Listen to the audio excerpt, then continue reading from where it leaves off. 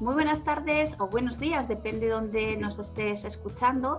Hoy tenemos una entrevista. En México está Gaudencio Rodríguez. ¿Cómo estás? Buenos días, buenas Hola, tardes. ¿qué tal? Sí, buenos días acá en México. ¿Qué Claro, tal? Contento de estar aquí contigo. Sí. claro que sí. Y en España estoy yo, pero es que la tecnología es maravillosa y nos permite tener este encuentro virtual digital para hablar de cuestiones importantes, profundas y además necesarias que estemos continuamente hablando de ello, porque hoy vamos a hablar de los buenos tratos a la infancia, de la importancia de realmente formarnos como padres y como madres en parentalidad positiva, y por eso he querido entrevistar a Gaudencio, que él es psicólogo y es autor de un libro que dice Cero golpes. Dice 100 ideas para la erradicación del maltrato infantil. Yo te quisiera preguntar tantísimas cosas porque me vienen muchas preguntas, ya que tu trabajo coincide o conecta, o por lo menos a mí me resuena, con el trabajo que hacemos aquí también con lo que es la parentalidad positiva hacia las familias o la campaña Educar sin Miedo, ¿no? Pero quiero empezar con lo primero, y es formarse como madre y como padre no solamente es una muy buena opción, ¿vale? A veces es la única opción, pero aparte de un derecho para nuestros hijos, también nos lo exige la ley. Esto es algo que quiero que nos lo expliques. ¿Cómo está este tema en México? Y quizás es algo de lo que tengamos también que aprender. O cuéntanos, ¿es una opción? ¿Es una obligación? En cualquier caso es bueno para nuestros hijos y nuestras hijas, pero hablemos del concepto de parentalidad positiva, lo que es y si es una opción o una obligación. Bueno, esta es una pregunta interesante que tiene una respuesta que para mí como preventólogo, como trabajador de la salud mental infantil, es una buena noticia en México, porque la expresión en México es que la parentalidad positiva, la crianza respetuosa, en México para padres, madres, docentes y todo adulto a cargo de un niño o una niña, ya no es solamente una invitación humana, moral, sino que se ha convertido prácticamente en una obligación. Esto a raíz de la Ley de Derechos de Niñas, Niños y Adolescentes que se expidió en el 2014 y que es una buena ley, perfectible como todas, pero que, digamos, operativiza la Convención sobre los Derechos del Niño, que fue ratificada por nuestro país en 1990 y que prácticamente todos los países del mundo la ratificaron como una muestra de su deseo e intención de que todos los derechos de niñas y niños y adolescentes sean respetados. Y esta ley que se expide, pues le da operativización al respeto a los derechos de este sector de la población, la infantil. Y la crianza respetuosa, entonces, se vuelve una obligación porque hay un par de derechos fundamentales para la infancia. El primero es el derecho a una vida libre de violencia y el otro es el derecho a la paz. Estos dos derechos se tienen que traducir en acciones concretas de parte de todo adulto que está criando, que está acompañando el desarrollo de un niño, una niña, un adolescente. Y la crianza sabemos que desafortunadamente pues viene de una tradición caracterizada por el autoritarismo, prácticamente pues en el mundo podríamos decir, porque las dictaduras y los estilos autoritarios han estado en todo el mundo como países y eso se traduce en relaciones, interacciones en lo familiar. Y entonces la convención, al ser ratificada por todos los países, se vuelve obligación. En México, con esta ley, se vuelve prácticamente algo que no se puede evitar. Pero tal cosa a mí me genera como dos lecturas que me parecen muy importantes para todos los adultos contemporáneos. Primera es saber que la crianza vive un momento coyuntural en la historia. Estos adultos que somos hoy, los que acompañamos a las nuevas generaciones, somos los responsables de cambiar el paradigma respecto a la mirada que hemos tenido hacia las infancias y adolescencias. Venimos de una tradición autoritaria, así fuimos creados todavía estos adultos de hoy, y hoy tenemos que hacer una crianza diferente, Claro. una crianza inédita en nuestro registro de cerebro profundo, ¿no?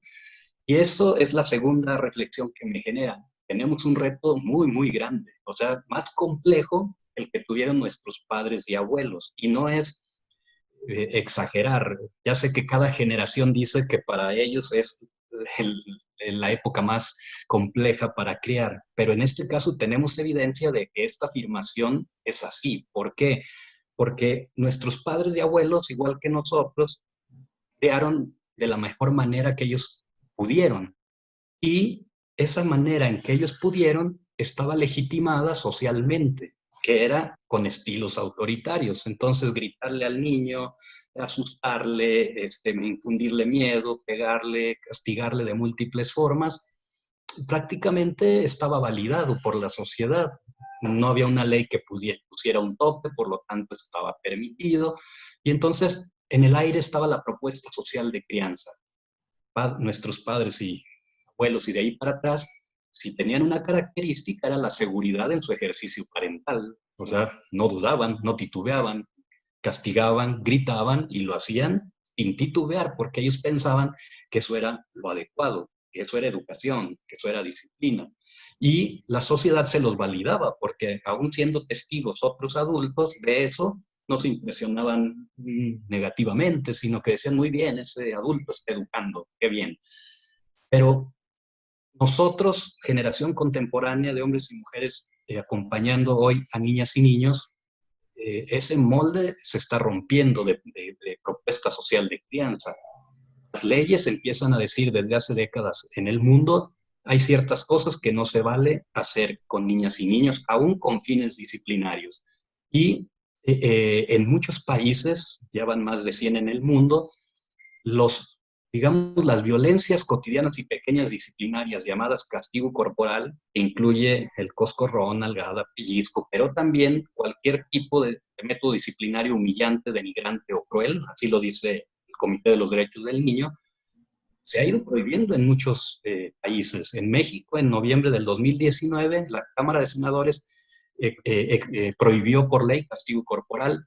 Falta que la Cámara de Diputados haga su trabajo y publique la reforma para que estas violencias cotidianas en la disciplina sean una prohibición total en todo el país. Y pero decía, es muy reciente, me estás hablando de hace un año.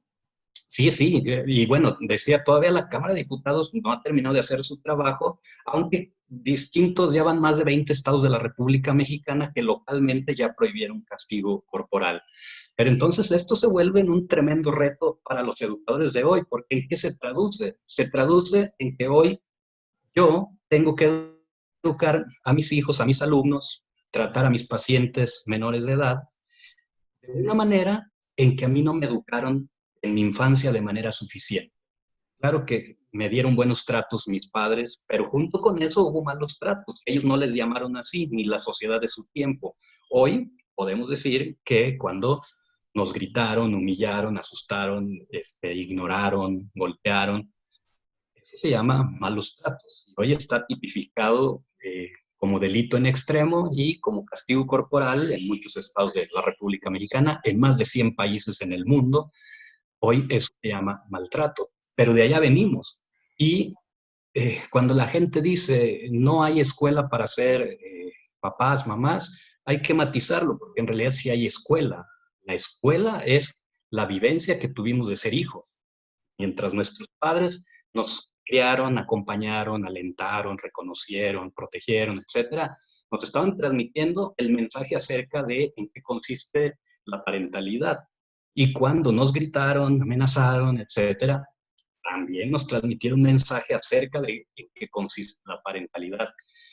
Hoy nosotros partimos para hacer nuestro rol parental respectivo desde esa historia que traemos, desde esa escuela vicaria que traemos, ¿no? La vimos en acción en papá, en mamá y adultos que nos socializaron, que nos criaron, y de ahí partimos inevitablemente. Pero nos está costando trabajo reconocer que esa escuela de parentalidad de la que venimos hubo montos significativos de autoritarismo, es decir, de malos tratos, de violencia. No fue llamada así, y al no ser nombrada así, no implica que no nos dolió, que no nos aterró, que no nos asustó, y no implica que no nos haya afectado neurofisiológica y psicológicamente el cerebro. Hoy todas las neurociencias con su tecnología nos dan evidencia del daño que generan los gritos, castigos, todos esos recursos autoritarios en el cerebro, en la mente. no lo sabían nuestros padres y abuelos, por eso no es que fueran malos, es que no sabían el daño que eso generaba. Lo sabemos, hoy estamos obligados a no usar esos recursos, pero la tenemos muy compleja, porque ¿cómo vas a dar lo que no experimentaste de manera suficiente? Pues bueno, ese es el gran reto que tenemos esta generación. Y yo creo que comienza por hacer conciencia de estas afirmaciones que estoy generando ahora. Y las comparto porque tu pregunta me da pie, pero sobre todo porque es importante que hagamos conciencia. Somos esta generación coyuntural de adultos que tenemos responsabilidad de cambiar el paradigma respecto a la crianza. En la Fundación América por la Infancia, en la que colaboro, esa es nuestra labor, cambiar el paradigma de los malos a los buenos tratos. Esa es una frase corta, parece simple, pero es de lo más complejo. La buena noticia es que tenemos con qué hacerlo. Tenemos mucha información científica que nuestros padres y abuelos no tuvieron. ¿Ibas a decir algo? Sí, no, te voy escuchando y me surge que, claro, lo que vemos que es una opción hasta ahora se ha convertido en obligación por ley recientemente. Me hablas del 2014, has dicho. No. Sí, la Ley de Derechos de Niños y Adolescentes es del 2014 y la prohibición de castigo corporal está consolidándose apenas. Que son hace muy poquitos años, con lo muy cual poco. lo que hace un tiempo era opcional de padres y madres sensibilizados con una educación respetuosa, ahora se ha convertido en algo no opcional, sino obligación por ley, pero estamos hablando de que es un reto porque muchos padres y madres con una historia de vida, una infancia determinada, no pueden dar lo que no tienen, con lo cual estamos frente a un reto. Ahora ya sabemos lo que es maltrato, ya ponemos nombre al castigo físico como violencia, pero quien solo sabe hacer eso y no sabe hacer otra cosa, solamente con que le digas esto es ilegal no es suficiente, porque se trata de que se ejerzan buenos tratos, no solamente que elimina el castigo físico, ¿vale? Porque eliminamos el castigo físico, pero tendremos que dar otra cosa a cambio. ¿Qué otra cosa tenemos que dar? Buenos tratos. Entonces, entiendo que ahí está vuestro reto, en que algo que se ha hecho ley, que está muy bien, es una forma de avanzar, ahora hay que materializarlo, hay que acercarlo a las familias, ¿no? Entonces, ¿cómo escribiste el libro de Cero Golpes o qué te llevó a escribirlo? ¿En qué te inspiraste o por qué lo quisiste hacer? Entiendo que para contribuir a esta causa, ¿no? Sí, sucede que yo egresé de la licenciatura de Psicología Clínica en 1996 y mi primer trabajo, donde duré 12, 13 años, más de una década, fue en un centro de asistencia social donde se atendían a niñas y niños menores de 6 años de edad en situación extrema de violencia, de maltrato. Y más de una década atendiendo a esta población que implicaba acompañar en ocasiones a los padres, madres agresores y escuchar su discurso que los llevaba a esas prácticas de crianza me impactó sobremanera. ¿Cuál era su discurso? Ellos decían, ya en la calma de las entrevistas, posterior a que el sistema de protección separó al niño, lo lleva a nuestro centro de asistencia y se comienza a hacer como la investigación profunda. En ocasiones nos delegaban las entrevistas de estos progenitores y al escucharles en más de una ocasión con distintas palabras, ellos solían decir, mira, psicólogo, está bien, entiendo que a lo mejor en esta ocasión se me pasó la mano, sí le pegué de más, pero tampoco exageren, ¿por qué me quitan a mi hijo? Esto no es maltrato, yo lo estaba disciplinando, sí me desesperé, pero mire, maltrato el que a mí me hicieron. Mire, ve, y mostraban su cicatriz, su fractura que sí le hicieron a él, y su argumento era, yo a mi hijo no le fracturé el hueso, le dejé moretones, pellones, pero maltrato el que a mí me daban. Y tenía, digamos, no es que se quisiera poner a salvo, lo decía ya como en un espacio de seguridad psicológica, de manera genuina. Él decía, estás exagerando porque el trato fue el que a mí me dieron, a mí sí me quebraron el hueso, yo solo le dejé un morete. Y después de escuchar muchas historias de ese tipo, hubo la posibilidad de dialogar con un legislador y entonces era la oportunidad como para sugerirle que afináramos más las leyes. Estoy hablando de hace 20 años en este diálogo, donde yo de manera precisa casi 18 años, y lo recuerdo porque yo tenía a mi hijo bebito, que acaba de nacer en aquel tiempo, y el diálogo, yo le dije con el legislador fue, en ese tiempo la ley decía, el Código Civil decía que los padres tienen derecho a castigar de manera mesurada a sus hijos en la crianza. Entonces yo le decía, legislador, tenemos que modificar eso, porque mesurado para estos padres de los niños del centro de asistencia, son esos moretes, casi fracturas, porque a ellos sí les fracturaron. Entonces, tenemos que reformar esa ley. Me sorprendió su respuesta, que la encontré terrible, porque su respuesta fue, no, mira, psicólogo, es que en la ley no podemos ser tan finos. Creo que está claro, o sea, castigar mesuradamente, pues es la nalgada que usted o yo le hemos dado alguna vez en la vida a nuestro hijo. Me fui para atrás porque él estaba reconociendo que habían nalgueado a su hijo y como algo válido, mesurado y legal en ese tiempo, era legal en ese tiempo. Yo me fui para atrás, mi hijo tenía en ese tiempo 6 meses de edad, era un bebito. Yo me hizo titubear por un segundo, dije, ¿será que cuando mi hijo tenga 3 o tenga 7 o tenga 8 años, yo me voy a ver obligado a hacer lo mismo? Darle una nalgada, darle un golpe. Titubeé unos segundos, pero ya tenía en mi mente infinidad de relatos de muchos padres que maltrataron al extremo. Me repuse y le dije, legislador, no, o sea, hoy ya tenemos cierta evidencia de que una nalgada una vez en la vida es perjudicial en el desarrollo. Entonces, no está bien. No, pues bueno, no prosperó ese diálogo. Todo esto lo dejé relatado en la introducción de Cero Golpes, porque eso fue lo que me llevó a partir de ese diálogo a explorar. Te confieso que estoy hablando de hace 20 años, yo decía, a ver, yo soy el que está con un planteamiento inadecuado, es decir, un golpe una vez en la vida siempre va a ser necesario. Y lo que me impresionó pues fue que empecé a hacer una búsqueda, comencé a escuchar a los conferencistas en crianza, a leer libros en crianza, y lo peor es que hace 20 años había muchas propuestas de profesionales que oralmente o escrito en sus libros validaban un golpe a tiempo, una nalgada una vez en la vida. Eh, Dije, creo que yo soy el que está equivocado, ¿no? Pero no, seguí mi investigación y entonces para no hacer como larga la versión, diré que lo que encontré fue un movimiento mundial que comenzó por ahí con el siglo 2000, 2002, muy abanderado por Save the Children internacional, que era justamente una campaña para la erradicación no del maltrato grave, infantil grave y extremo, que ya estaba, digamos, como reconocido y en muchos países tipificado como delito, sino contra el castigo corporal.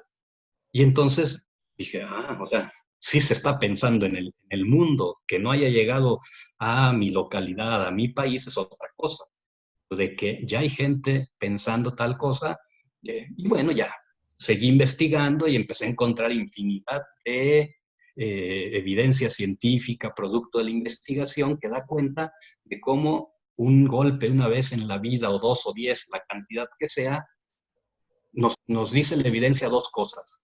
No abona la educación, si entendemos educación en su sentido profundo, hacer que emerja la mejor versión de un niño, en esos términos no educa. Y lo otro que nos dice la evidencia es que sí perjudica. Y me dicen los papás en las charlas, oye, pero una nalgada, una bofetada una vez en la vida no lo va a traumar. Yo les digo, cuidado, porque hoy los neurocientíficos con toda su tecnología que han podido fotografiar los cerebros de niños pequeños zarandeados una vez en la vida o una bofetada recibida una vez en la vida con sus 2 años, donde el cerebro es tan tierno, alcanzado para no solo traumatizar psicológicamente, sino neurofisiológicamente. En el córtex prefrontal encuentran rupturas de las conexiones. El niño va creciendo y luego se traducen en comportamiento incontrolable, impulsivo y tal. Entonces, no me arriesgaría porque hoy hay evidencia de que sí genera un potencial muy grande para el juicio, ¿no? Para sacarlo de la trayectoria de la salud mental. Sí, Pues bueno, ese fue el inicio. Esto nos da pie, Gaudencio, para hablar de un artículo que tienes que a mí me ha gustado especialmente, que cuando hablas del castigo, ¿no? Yo suelo decir que no es que no haya que castigar, ¿no? Como si castigar fuera algo malo, sino que no es necesario castigar para educar, con lo cual el castigo sí es efectivo, es útil y además sí sirve, pero en tu artículo encontramos algunas razones de para qué sirve el castigo, ¿no? Entonces voy a leer algunas de ellas porque me parece súper interesante. Los castigos sí sirven, ¿no? Sí estamos de acuerdo. Sirven para muchísimas cosas. Aquí van algunas de ellas.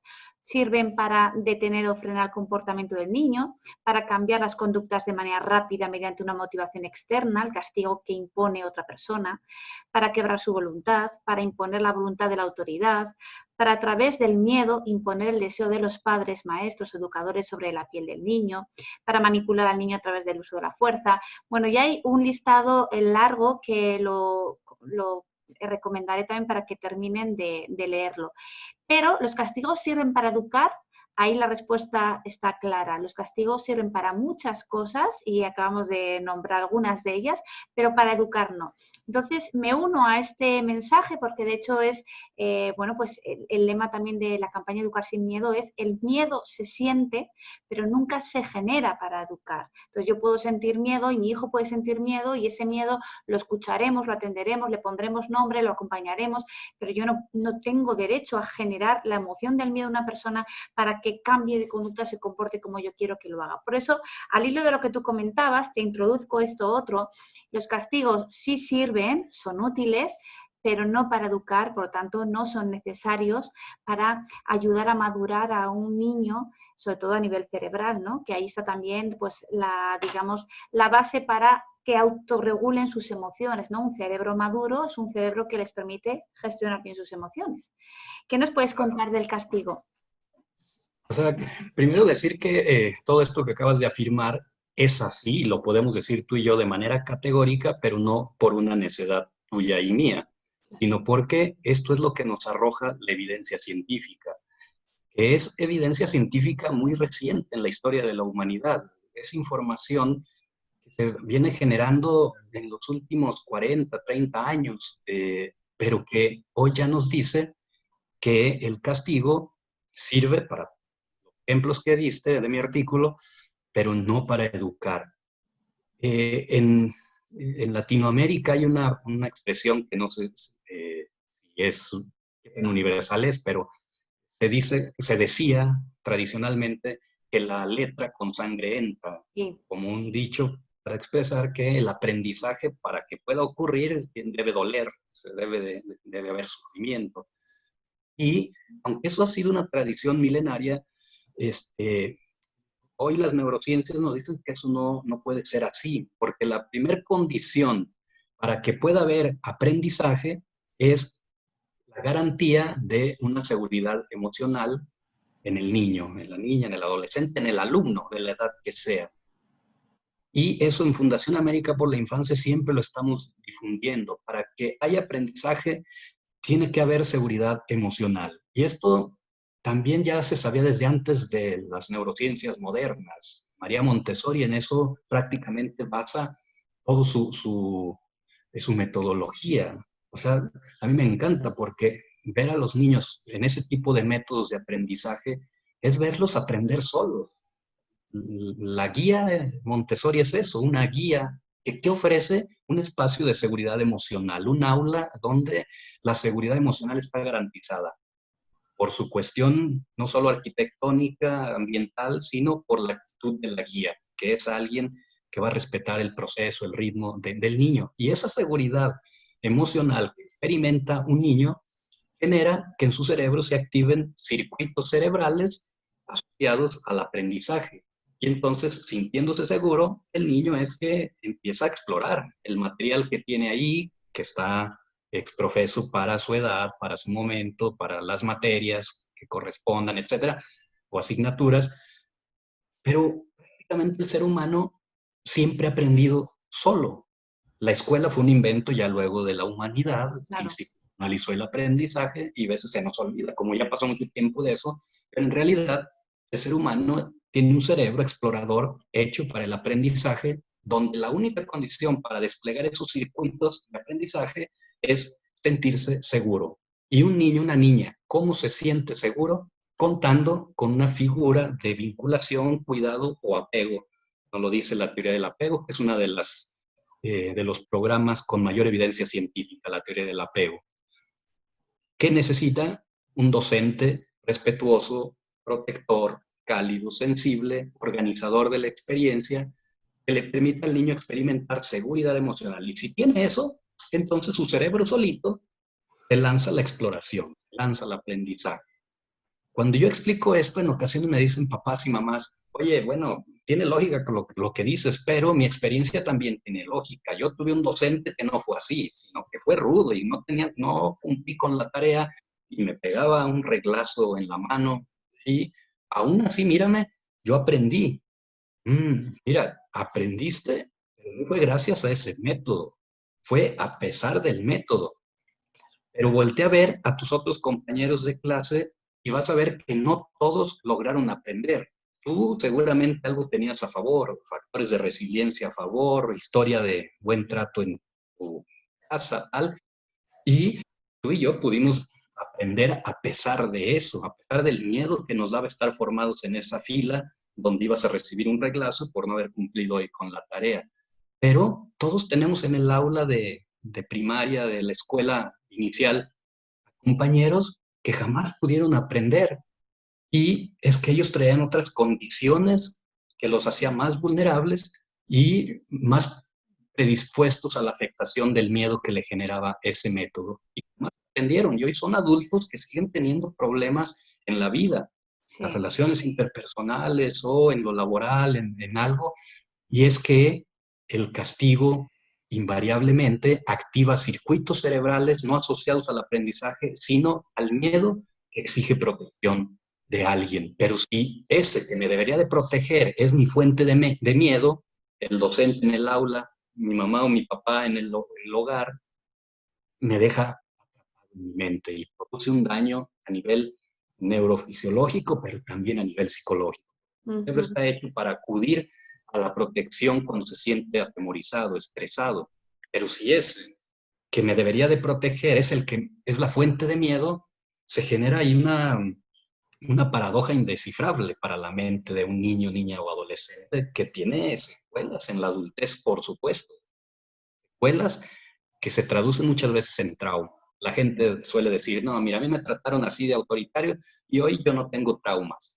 No, otra cosa es que no sepas con precisión Claro. qué es el trauma, ¿no? Pero si estudiáramos lo que es el trauma, por supuesto que somos una generación con buenos niveles de traumatización, ¿no? Sí.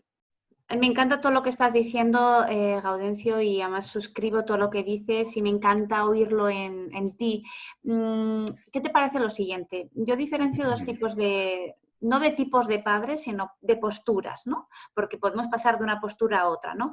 Están los padres convencidos por su propia experiencia que están educando como les educaron y como no tienen conciencia de su trauma, pues se dedican a no cuestionárselo, entonces simplemente si ellos no están traumados, entonces sus hijos tampoco se van a traumar porque los eduquen de esa manera. Y por otro lado están los padres y madres que quizás porque son conscientes de su trauma dicen yo no lo haré como lo hicieron conmigo, ¿sí? Entonces yo ya estoy sensibilizado, ya estoy abierto, ya ese argumento de, bueno, siempre nos han pegado y tampoco hemos salido tan mal, ese argumento ya no lo mantienen, ¿no? Sino que quieren hacerlo de otra manera.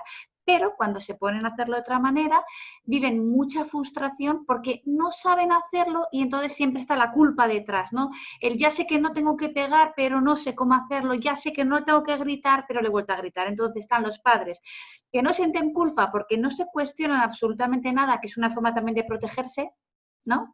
Yo me quedo en que lo que hago no está mal, porque como a mí me quebraron un hueso, yo solo hago un morete, ¿no?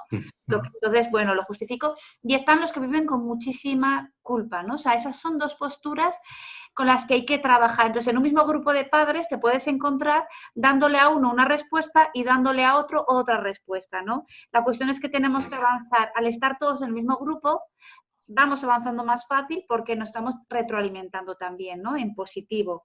Porque nos acabamos también como convenciendo, ¿no? De que los buenos tratos son necesarios para el desarrollo de ese menor. Tu experiencia es esa también, ¿verdad? ¿Te encuentras estas Sí, posturas? sí, sí, sí. Y esto no es más que la evidencia de la generación de padres, madres que somos hoy. O sea, en los dos ejemplos que tú das, Sí, lo que se tiene en común es la vivencia del trauma. O sea, tanto el que niega que pegarle a sus propios hijos hoy es dañino, como quien se propone no dañarlos, pero cuando menos se acuerda ya los está dañando, lo que tiene como resorte ambas con actitudes es el trauma. Y obviamente la categoría uno que tú mencionas, gente con heridas mucho más profundas. Y desde negar eh, el maltrato que ellos dan a sus hijos, disfrazándolo de argumentos educativos, disciplinarios, por tu propio bien, esto los hace, digamos, pues más peligrosos, porque si no saben que están generando daño con esos modos, aunque nosotros sabemos que lo hacen no porque sean malos, sino porque están protegiendo de su propia historia. Las claro. heridas que a ellos les generaron, la gente que más debió respetarles, amarles, sus padres, eh, tienen que acomodar ese dolor de alguna manera. Y conforme va creciendo ese adulto que ayer era niño, conforme fue creciendo y se fue haciendo de habilidades cognitivas, pues empezó a generar un relato que lograra acomodar eso. Y nunca el relato en un niño, una niña, va a pasar responsabilizar a sus padres del maltrato que le propinan, porque es imposible. Para un niño es muy doloroso y sería insostenible, eh, digamos, reconocer que está siendo criado por una persona con incompetencias parentales muy grandes, ¿no? Se le cae el piso, entonces el propio niño tiene que negar esa realidad, pero además tiene que negarla porque si le hiciera caso al dolor que le provoca su maltratador y reacciona en consecuencia, pues estaría gritándole: padre, te odio, me lastimas, no lo hagas. Pero digamos, la vulneración que le hacen al niño y la dependencia natural le impide tomar esa actitud porque teme dar más furia o teme de plano perder a ese padre, a esa madre. Entonces, no lo va a hacer. ¿Qué tiene que hacer? Crearse un relato. ¿Y cuál es el relato? El que su cognición infantil le permite, que es un aparato cognitivo caracterizado todavía por el egocentrismo, que se traduce en tendencia a culpabilizarse a sí mismo. Si el padre, la madre le pega porque obedeció, quebró, le pegó al hermano, y después de eso le viene un segundo golpe, que es el verbal, y lo hago para que entiendas, lo hago por tu bien. Eso es lo que termina atrapando al niño, y le da la coartada para que el niño diga, pues sí, me lo merecía, yo Claro, tuve la culpa. Y entonces se volverá en un adulto que si decide tener hijos, cuando su hijo se equivoque y actúe mal, le va a pegar y va a tener el argumento para validar ahora ese castigo que le propina, diciendo, lo hago para que entiendas, lo hago por tu bien, para que tal, repitiendo una historia, y tú sí, lo dijiste muy rápido, ¿por qué lo hace? Pues para proteger su propia historia, porque romper esa historia sería reconocer por primera vez en su vida que él no se merecía ese golpe cuando era niño, que eso que hizo fue un error, comete cualquier ser humano, no importa la edad, más pequeño, más errores, vas aprendiendo en la vida, pero hasta entonces él tendría que entender que él no estuvo mal, que el que estuvo mal fue el que transgredió su cuerpo con su castigo, su padre. A muchos adultos es duro. con muchas heridas, este proceso mental, emocional, es Sí, muy difícil. Yo ahorita lo relato rápido y lo sí, describo pronto, pero vivenciarlo para esta gente es un proceso emocional muy fuerte. ¿Qué tenemos que hacer como facilitadores en un grupo con estos padres? Ser muy sensibles. sí. No, no, no pretender confrontarlos y Mm. menos juzgarlos, criticarlos. Culpabilizarlos. No, porque eh, eh, hoy lo que entiendo, y por eso logro ser empáticos con ellos en los talleres, en los espacios, entiendo que entre más defienden su método autoritario, más grande es su herida. Por lo tanto, más necesita de mí como un acompañante sensible, o sea, como un facilitador que se ofrece como figura de apego seguro en ese espacio didáctico. Y él puede experimentar, el facilitador y del grupo, una experiencia y el tratante va a tener una experiencia que en la terapéutica le llaman emocional correctiva de sus modelos operativos internos.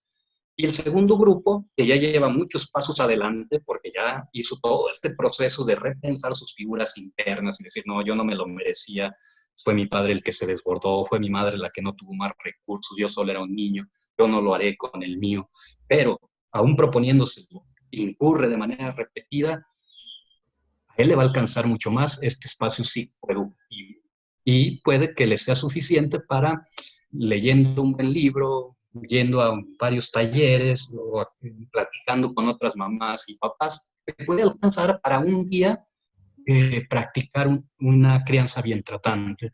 Si no lo consiguiera, esos papás, como los de la categoría 1, tal vez necesitarán no una propuesta psicoeducativa, sino psicoterapéutica. Entonces, esta generación de adultos que somos de hoy no nos va a fluir de manera espontánea el buen trato, de manera fluida. La vamos a tener que construir, tal como nos lo dice el Jorge Barud y Marjorie D'Artagnan, ¿no? Los buenos tratos es una construcción social, no se agarra de los árboles, no se da sola en los árboles. Es una construcción social que comienza por el trabajo personal en la línea que venimos compartiendo en este espacio. Se describe rápido, fácil, se entiende, pero el proceso emocional resulta muy, muy intenso y complejo. Sí, al hilo de todo esto, Gaudencio, a mí me gustaría introducirte lo siguiente. Hablamos de que no hay que castigar porque el castigo no es útil para educar. Sin embargo, es útil para muchas otras cuestiones que no tienen que ver con los buenos tratos. Había que también concretar qué entendemos por castigo, ¿no? Porque hay quien dice, pues para mí el castigo es quitar al niño la tele, para mí el castigo es darle un pellizco al niño. Habría luego que especificar un poco qué es lo que cada uno entiende por castigo. Pero hay una cuestión que para mí es más grave. No solamente que entendamos que el castigo daña y que por eso quizás no lo tengo que hacer, sino que cuando estoy haciendo una cosa no hago la otra. Por ejemplo, si estoy castigando, no estoy haciendo algo alternativo que genera buenos tratos. Entonces, el problema no es solamente que el debate no es castigar o no castigar, sino que cuando estás castigando no estás haciendo algo. Por eso decimos que dañamos a veces por acción y por omisión. Entonces, una cosa es, nos centramos en la acción, en castigo o no castigo. ¿Hago esto o no lo hago? Entonces, mientras estamos aprendiendo otras alternativas, otras estrategias, otras formas de funcionar, porque conocemos las propias y tenemos que aprender nuevas, no tenemos en cuenta lo que estamos dejando de hacer, que tiene que ver con el vínculo afectivo, ¿no?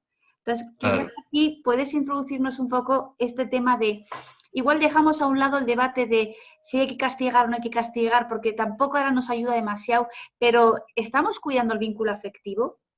¿Sí? Sí. Mira, es que la manera en que me planteas la pregunta es muy didáctica y anuncia como el cambio de paradigma que tenemos que construir los adultos de hoy, porque voy a amplificar una de tus afirmaciones. Además de que el castigo no educa, sino solo inhibe comportamientos a través del miedo, nos quita la tremenda oportunidad de, en ese acto, poner en juego un recurso que sí sería realmente educativo, realmente formativo.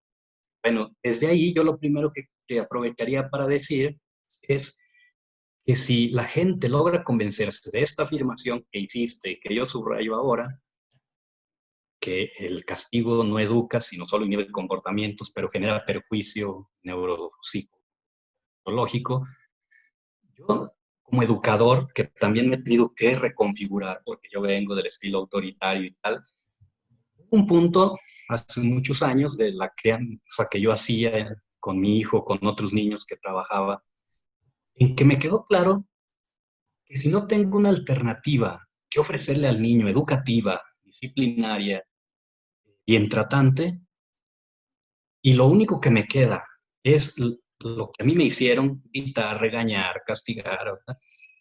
Preferible mejor no hacer nada, porque al hacer nada estoy evitando afectar su cerebro.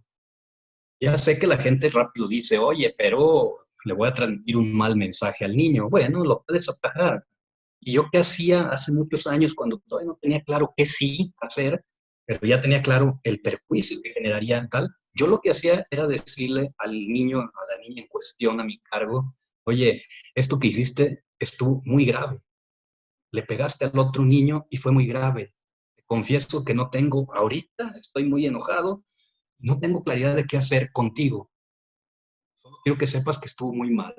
Cuando yo tenga claro qué puedo hacer para ayudarte a mejorar eso, lo voy a hacer. Pero si hoy no hago nada, es porque no tengo idea qué hacer para que tú mejores en esa área. Está muy bien. Esa manera de explicitárselos le dejaba muy claro al niño dos cosas. Uno, mi comportamiento no fue el adecuado, lastimé al otro. Dos, ese adulto no está haciendo nada conmigo, no es por irresponsable, es porque no sabe. Y eso, digamos, eso se vuelve en la vacuna contra la impunidad, ¿no? Porque cuando la gente me dice, oye, pero si me quedo así cruzado, el niño va a entender que lo que hizo estuvo bien. Tienes razón, entonces no te quedes con los brazos cruzados. Dile que estuvo mal su comportamiento, no él, sino su comportamiento, y que tú como educador no tienes idea qué hacer. O que estás tan enojado que lo único que harías sería gritarle y que eso lo lastimaría y estaría muy mal de tu parte. Cuando te aclares y tengas un recurso, se lo harás saber. Eso me ayudó y me ayuda mucho tiempo, porque aún hoy, veintitantos años después de estar en este tema, es tan compleja que no porque yo esté diciendo todas estas ideas con cierta claridad significa que las logro aplicar el 100% de las veces, ¿no? O sea, muchas veces no logro aplicarlas porque las situaciones que un niño, una niña, adolescente nos plantea son muy complejas. Y eso es otra cosa que a mí se me hace útil que como educadores asumamos, que lo dijo Freud hace más de 100 años, hay tres funciones imposibles en la vida. Una es gobernar, otra es psicoanalizar y la tercera es educar. O sea, lo único garantizado en esas tres funciones por la complejidad humana que encierran va a ser el error. Entonces, asumamos la complejidad y seamos humildes sabiendo que habrá ocasiones en que no sabremos qué hacer. Pero a mí como educador, insisto, me ha servido saber el daño que sí generan los estilos autoritarios. Entonces, por lo menos lo que sí procuro garantizarle a un niño, y casi siempre lo consigo, a veces también se me ha ido la voz, la mano de más, muy pocas veces, y ha sido gracias a este principio. Si no tengo idea qué hacer de manera respetuosa, bien tratante, mejor no hagas nada, porque lo vas a agravar. Solo explícitaselo al niño y dile, estuvo muy mal lo que hiciste. No tengo idea qué hacer como educador hoy. En cuanto lo sepa, te lo haré saber para acompañarte a que mejores en esa área. Qué Mientras bueno. tanto, tenme paciencia, ¿no? Sí, me gusta mucho y me identifico mucho con cosas que dices porque me he visto también expresándolas con mi boca y digo, qué bueno que coincidamos en cuestiones tan esenciales, ¿sí? Estoy muy a gusto hablando contigo, Gaudencio. Estoy disfrutando muchísimo la entrevista porque me resuena mucho de lo que hablas y estoy muy de acuerdo con cosas que planteas. Para ir terminando la entrevista, porque hemos hablado de que la parentalidad positiva, que en definitiva es aprender a llevar a la práctica el día a día los buenos tratos a la infancia. Entonces, esto hay que aprenderlo porque no lo hemos recibido y ahora es ley, pero que me digan que es ley no me ayuda si tengo una historia de vida que es de la que sale mi aprendizaje. Esa es mi escuela, ¿no? Como decías tú, la escuela de padres está en mi infancia. Pero para terminar, qué afortunados son, vamos a hablar también de que nuestros niños y niñas son afortunados cuando sus padres pasan de una postura a otra, pasan de ese padre que piensa que soy así que le voy a hacer y pasan a, no, yo sí quiero sacar la mejor versión de mí misma, hacen ese cambio y se empiezan a capacitar para ello, ¿de acuerdo? Vamos a ponernos en ese lado. Esos niños y niñas son afortunados porque van a crecer la mayor parte del tiempo recibiendo buenos tratos, no siempre, pero bueno, la mayor parte del tiempo, muy bien. Pero ¿qué pasa con esos otros niños y niñas que no se van a beneficiar de esto? Porque digamos que es una infancia donde no hay modelos, no hay referentes, hay desprotección. que tienen una urgencia por desarrollar su resiliencia personal, porque no hay familia ni que se esfuerce por practicar la parentalidad positiva. Hablemos también de esa infancia. ¿Qué nos queda? Yo creo que nos quedan, bueno, menciono dos cosas al planteamiento tan importante que haces.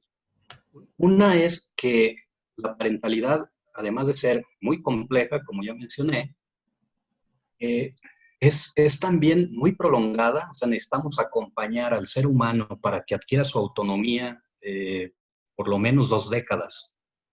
Los neurocientíficos dirían hasta 25 años, que es cuando termina de conformarse un cerebro pleno. Entonces es compleja, es prolongada y es cansada, o sea, es pesada por las dos características anteriores. Por lo tanto, no va a ser suficiente con un papá, una mamá, 2 papás, 2 mamás para criar a los hijos. Para criar se requiere toda una comunidad sensible, decimos en Fundación América por la Infancia.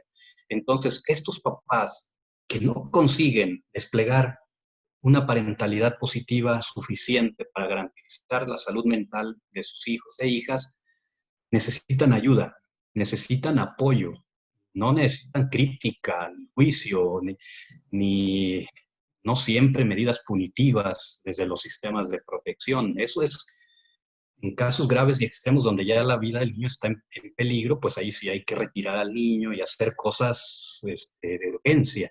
Pero cuando los papás no están ya en ese nivel, sino están en los niveles de desesperación, ahí, cuando está comenzando, necesita una comunidad sensible que le arrope. Y estoy hablando de la implicación que tenemos todo individuo, que estamos al lado de una familia que está en crianza. Tenemos que saber que donde hay unos padres criando, hay una familia con necesidad de ayuda del entorno. Por lo tanto, si yo soy vecino de esa familia, yo tengo que estar consciente de que esa niña, ese niño no es responsabilidad ni propiedad, mucho menos de sus padres, sino responsabilidad de toda la comunidad. Por lo tanto, yo tendría que estar atento a mis vecinos y decir, vecinos, felicidades, les acaba de nacer un bebé, sé que esto es muy complejo, cuentan conmigo, lo que se les atore, lo que necesiten, y mientras yo pueda, ahí estoy. Esa es una primera cosa que yo diría. Hoy se ha vulneralizado mucho más a la infancia porque la crianza se ha atomizado, o sea, se ha dejado solo en manos de papá y mamá. Eso es muy poco. Criar se requiere toda una tribu, dicen los africanos. Sí, sí. Entonces necesitamos comunidad sensible. Y 2, esos padres, desde la Convención sobre los Derechos del Niño, tienen derecho a que el Estado les acerque las condiciones para que ellos puedan con su función. Así lo dice la Convención. Los padres, las madres son los responsables de garantizar el sano desarrollo de sus hijos y el Estado de ofrecer las condiciones para que ellos puedan con su función. Entonces, estos padres muy carenciados, que no pueden desplegar su competencia parental, tienen derecho a que alguien les ofrezca los recursos, el tipo que necesiten, ¿no? En ocasiones los factores de estrés están asociados a la falta de un buen empleo, de dinero, que se vuelven estresores que obstaculizan la parentalidad. Que necesitan? Pues unas oportunidades en el entorno y ahí el responsable, el obligado es el Estado. Darle lo que necesitan, sean cuestiones materiales, monetarias o de competencias parentales. Entonces, lo último que diré es el Estado también en este momento sociohistórico que vive la crianza, el responsable de ofrecer tal cantidad de oportunidades psicopedagógicas a los padres que redunden en fortalecimiento parental, tarea que todavía no está haciendo el Estado. No sé cuál es tu percepción, pero yo lo que observo es que este movimiento de parentalidad positiva, aunque allá en el 2006 en los países europeos como una invitación, abrevando de la evidencia científica, para fortalecer crianzas no violentas, sino positivas, aunque surgió de ahí, yo creo que el que lo está operativizando somos la sociedad civil. O sea, son gente como tú, como yo, o instituciones de lo privado, como a las que podemos pertenecer y con las que tenemos filiación, las que estamos generando, espero yo, en algún momento, un movimiento, porque son acciones, ojalá un día sea todo un movimiento que le acerca a papás y mamás la información y tal, pero de manera estricta en las sociedades democráticas que firmaron la convención, quienes deberían de tener un papel protagónico en dotar de competencias parentales a quienes crían, es el Estado. Creo Sí. que eso todavía no está asumido de manera suficiente. Sí. Paulatinamente están instalando programas, pero son programas que cuando uno los revisa con lupa ve que todavía tienen contenidos y metodologías del paradigma anterior, el autoritario. Entonces, ahí está una tremenda oportunidad, ¿no? Sí, Gaudencio, ¿qué te parece si vamos terminando esta entrevista hablando de un tema que para mí es importante y es el equilibrio? Busquemos el equilibrio, porque hemos pasado del autoritarismo al permisivismo, nos hemos quedado un poco también siendo sobreprotectores. ¿Dónde encontramos el término medio? La parentalidad positiva no está en los extremos, está en un centro y se trata de que yo suelo decir que no existen padres asertivos. O sea, los padres asertivos, tú, si quieres, pon en el buscador de Google que no te los va a mostrar, no te los muestra, porque no existen. Los padres asertivos se construyen sobre ya una experiencia autoritaria, mayoritariamente, o una experiencia permisiva, o de negligencia, o de sobreprotección. Y sobre esa experiencia tú te vas construyendo. Pero ¿qué pasa? Que el estrés, el cansancio, el trajín de vida, el ritmo que llevamos hace que ya ni seamos autoritarios, porque para ser autoritario hay que imponerse, eso es mucho esfuerzo, ¿no? Casi mejor vamos a dejar que el niño haga lo que quiera, ¿no? Entonces, Sí. que es más cómodo. Entonces, sí hemos hablado del autoritarismo, pero la realidad es que hoy realmente el fallo está en que nos hemos ido al otro extremo porque es más cómodo dejar hacer, ¿no? Sí. Sí, en ocasiones es más cómodo y en ocasiones es lo único posible ante el sistema socioeconómico y laboral que hemos generado, que no permite un ejercicio de crianza. O sea, es imposible hacer una parentalidad eficiente con los horarios que se tienen o con los 2 o 3 trabajos que mucha gente tiene que conseguir por los sueldos que están precarios. Eso, nuevamente, ahí hay implicación del Estado. El Estado tiene que regular y garantizar las condiciones para desplegar competencias parentales. Pero también es verdad lo que existen algunos papás, mamás, que pudiendo estar en la vida de sus hijos, en ocasiones rayan negligencias, así se llama, ¿no? Cuando pudiendo hacer y cubrir necesidades múltiples de los niños no los hacen y se traduce en un niño que hace algo destructivo y la mamá, el papá se queda ahí y lo deja pasar, eso no es buen trato. Eso sigue siendo maltrato. Lo único que cambia es la categoría. Y esa categoría, la taxonomía de la OMS, se llama negligencia, ¿no? El dejar que el niño haga todo lo que quiera cuando ponen en riesgo a otros o a sí mismo, se llama negligencia. Y sigue en el terreno de los malos tratos. Contigo, ¿cuáles son las coordenadas? Porque eso es lo que hoy tenemos. Hoy no tenemos una propuesta social bien tratante, acabada ahí en el ambiente, como sí lo tuvieron nuestros padres y abuelos con la autoritaria, sino que la tenemos que construir. Lo que sí tenemos son muchas coordenadas y mucho conocimiento científico de lo que abona la salud mental de los hijos en la parentalidad. Y una de esas grandes coordenadas, tú la dijiste, es el punto medio. O sea, yo lo parafraseo diciendo, nuestros padres no querían que nos sucediera algo malo con su autoritarismo, pero era lo conocido. Ellos tenían buenas intenciones al ser duros. Quedémonos con las buenas intenciones. ¿Cuáles eran esas? Pues que fuéramos una gente recta, organizada, responsable, tal. Quedémonos, digamos, con la intención. Cambiemos el método. ¿Cuál es la intención de los papás que a veces dejan que el niño haga lo que quiera? Tampoco suele ser mala. Ellos quieren que su hijo sea más libre, sea más creativo, sea feliz, sea exitoso. Quedémonos con la intención, pero cambiemos el método. Creo que lo que tenemos que construir como generación contemporánea son nuevas formas. Quedarnos con las buenas intenciones de los extremos del péndulo. Y para mí el punto medio es construir con creatividad, porque eso no hay o sea, para la crianza decimos muchas veces, no hay un manual, no existe, los niños no son robots. ¿Qué tenemos que hacer? Construir las formas en el día a día que aplicarán para mi hijo. Qué bueno. Para mi hijo 1, para mi hijo 2. Y esto no lo padezcamos. O sea, yo sugiero, no hay que padecerlo.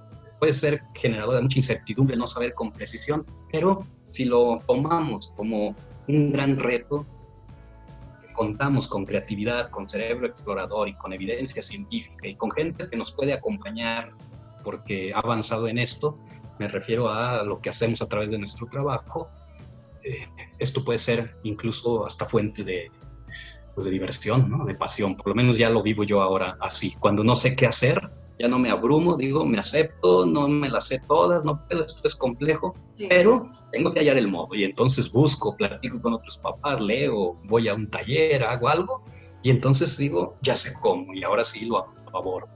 Bueno, un tema muy amplio, largo, y tus preguntas son muy estimulantes, sí. Pero tenemos que terminar. Sí.